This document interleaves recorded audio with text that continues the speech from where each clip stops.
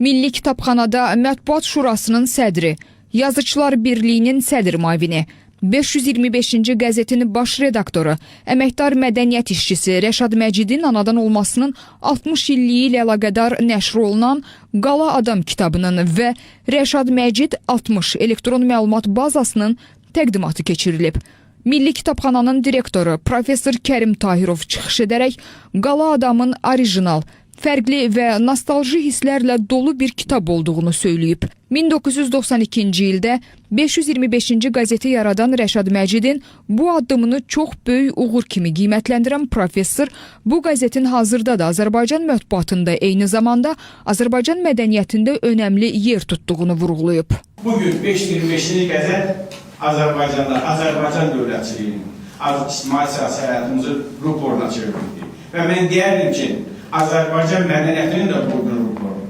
Bugün mədəniyyət qəzeti çap olunmur, amma mədəniyyət qəzetinin əvəzini Rəşad müəllim 525-ci qəzeti həmişə.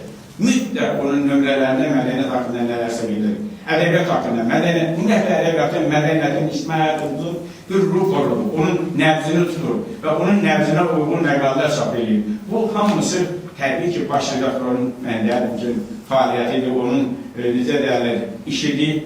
Sonra Rəşad Məcid 60 elektron məlumat bazasının təqdimat mərasimi keçirilib və bazadakı materiallar tam mətnləri ilə tədbir iştirakçılarına təqdim edilib. Tədbirdə Yazıçılar Birliyinin sədri, xalq yazıçısı Anar Rzayev çıxışında Rəşad Məcidin çox pozitiv, etibarlı və anlayışlı həmkar olduğunu qeyd edib. Hörmətli tədbir iştirakçıları və bu gözəl nə deyirsiniz buna, mən o biraz elektron məlumat bazasını hazırladığı günə təşəkkür edirəm öz adından, Yazıçılar Birliyi adından. Rəşadın Devrəvasi fəaliyyətinə hafiyyəti çox maraqlıdır. Rəşad çox etibarlı bir dostdur. Mənim üçün birinci keyfiyyət onun dostluq keyfiyyətini bir yerdə işləyirik.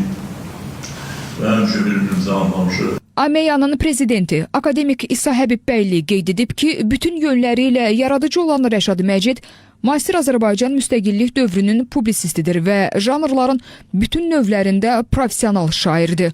Onun publisistikası ictimai və zamanın çağırışlarına cavab verən publisistikadır. Mədəniyyət Nazirliyinin Kitab Sənayesi şöbəsinin müdiri Vasif Qurbanzadə Rəşad Məcidin iş fəaliyyətini yüksək qiymətləndirib və onun mədəni fəaliyyətə nə qədər dəyər qatdığını qeyd edib. AMEYA'nın Riyaziyyat və Mexanika İnstitutunun direktoru, AMEYA'nın müxbir üzvü Misir Mərdanov deyib ki, Rəşad Məcid daim irəli gedən, yenilikçi və istedadlı şairdir. Onun baş redaktor olduğu 525-ci qəzet hazırda Azərbaycanda ən çox oxunulan qəzetdir. Burada mədəniyyətdə, tarixdə, ədəbiyyatda, şəxslər haqqında da məlumatlar, məqalələr öz əksini tapır. Milli Məclisin üzvü, yazıcı publisist Aqil Abbas vurğulayıb ki, Qala Adam kitabı çox şaxəli və tam ətraflı şəkildə yazılsa da, Rəşad Məcidin fəaliyyəti burada yazılanlardan daha artıqdır. Rəşad Məcidin vətən, yurt və millət sevgisi hər kəsə məlumdur.